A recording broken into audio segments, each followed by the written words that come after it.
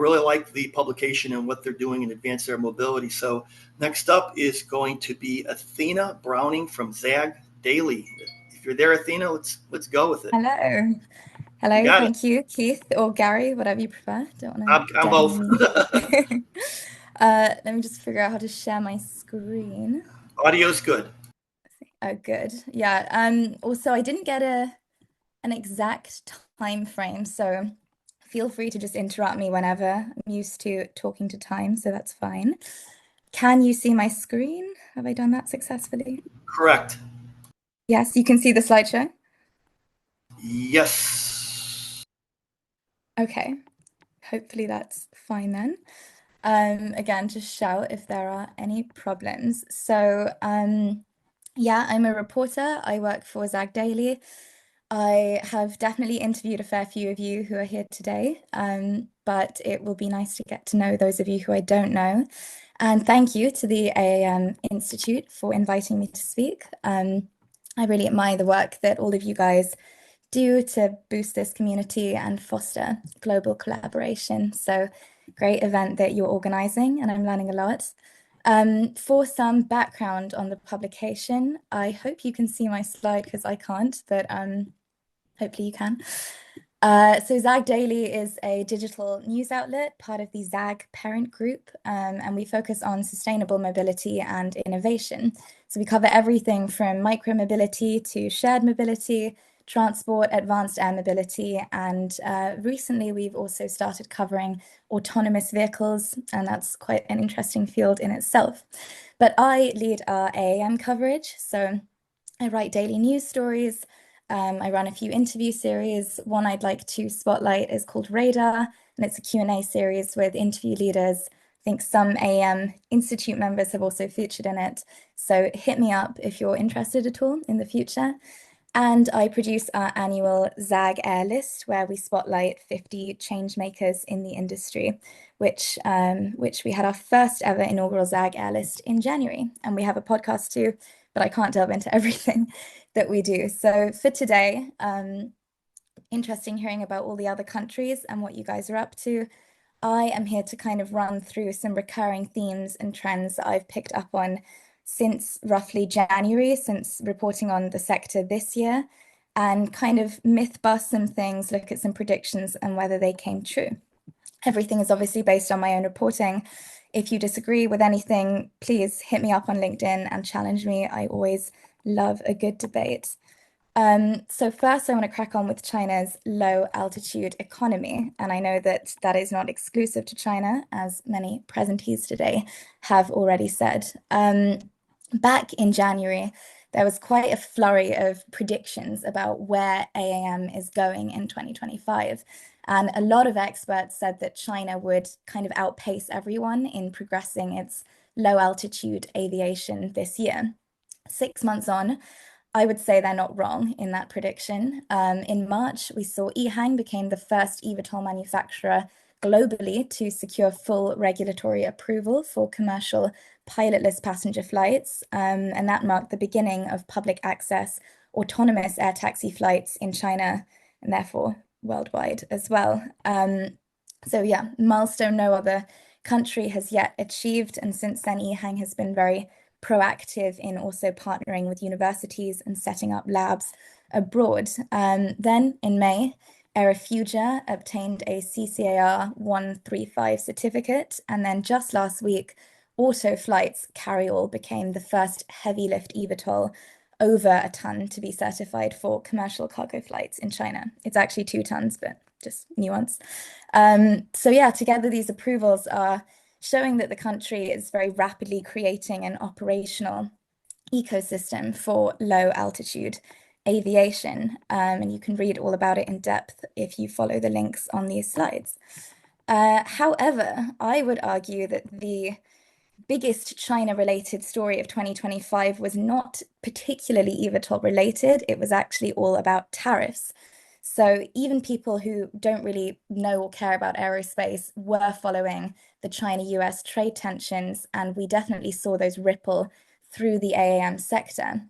Earlier this year, for context, although I'm sure you're all very versed in this as is, the US administration introduced sweeping tariffs on Chinese imports with threats of up to 104% unless Beijing rolled back its own levies. While Ehang said that it was largely insulated from this thanks to localized supply chains and 95% of all of its revenue coming from within China, its Nasdaq-listed stock did still slide more than 20% directly after the announcements. Now, the tariff debacle is still ongoing, but it's definitely calmed down. And this issue generally runs deeper than one company's share price. The AAM industry does rely, as today's conference shows, on global supply chains, global collaboration, certification pathways, and cross-border investment and collaboration. As East-West relations harden, new questions are emerging, like will Chinese OEMs face barriers in international markets? Could Western regulators slow walk certifications? And will trade policy fragment what has so far been a very globally connected industry? Judging by the nature of conferences like this, I would hope that the latter is not true. But as a reporter who's also very interested always in the geopolitical side of a story, I do think we're going to see some interesting and quite turbulent times ahead. If I go back to my slide.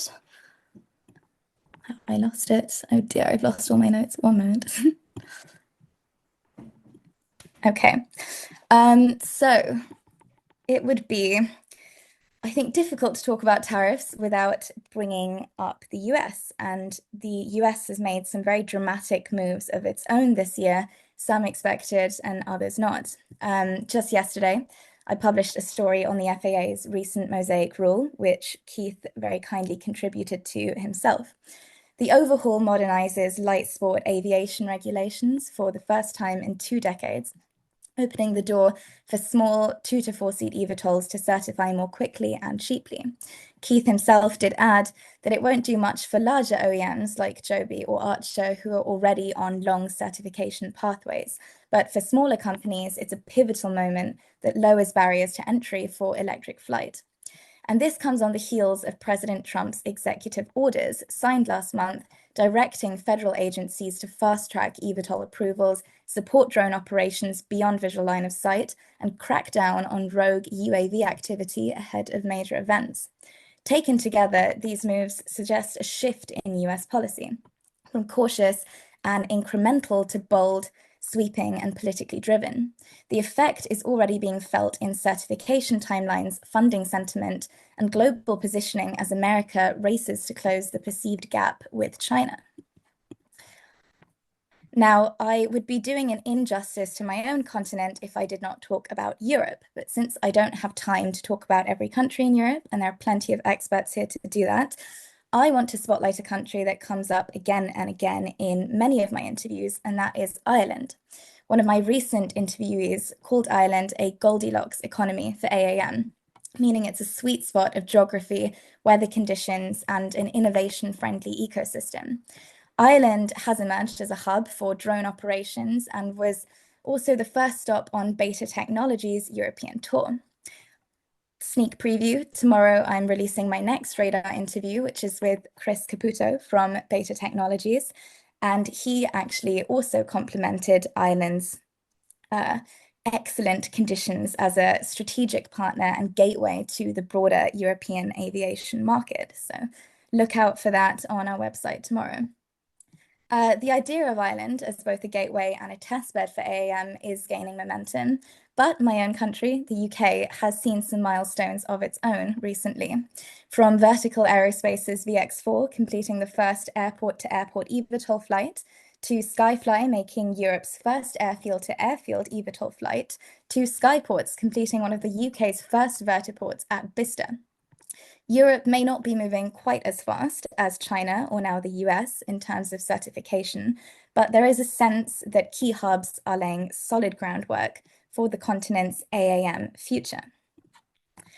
Now, I'd like to wrap up with a topic that if you follow me on LinkedIn, you'll see me talk about quite a lot, and that is defense. This is something that keeps resurfacing in a lot of my reporting. We're already seeing dual-use aircraft becoming central to strategy. Vertical Aerospace is leaning very hard into defense, Recently, they showed off their VX4 at the world's biggest military air show. And it's also developing a long-range hybrid VX4 variant designed to serve logistics and defense missions, not just civilian air taxis. Archer has gone a step even further, launching a dedicated defense division, raising $300 million to build hybrid propulsion VTOLs for military use. And then we have Electra Aero, who's following a similar path, focusing on rugged, short takeoff, hybrid military aircraft for commercial use and special missions. Unlike civil certification, military pathways are often quicker, more flexible, and driven by urgent operational needs. Plus, they don't have the risk factor. So while drone programs already touch on concepts like kill chains and combat autonomy, AAM defense discussions remain more cautious for now. But the geopolitical climate is changing fast, and I think with it, we will see the uses for AAM aircraft changing. I would add on this a personal note that does not come in any way from a place of judgment, but from my discussions with people in the drone sector, I think the kind of debate around whether you should use AAM in the military and the ethical considerations attached to it is perhaps a little bit more nuanced. And you have people who are willing to talk about the kill chain and what that entails, and that your technology could actually be connected to taking a human life. I think when it comes to eVTOL aircraft, we're not quite there yet in that discussion, and hopefully we'll get there. But I think there's still some gap to close between the word defense and what that actually means in practice. But defense could prove to be the fastest track to scale AAM adoption globally.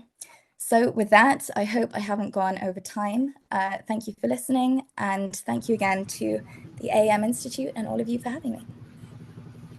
Well, thank you, Athena. That was a great overview, very enlightening, and I think you're spot on in so many areas, and even your impressions and thoughts. You mentioned Mosaic and LSA. Yeah, Air, Skyfly, which is right out of the UK, Pivotal.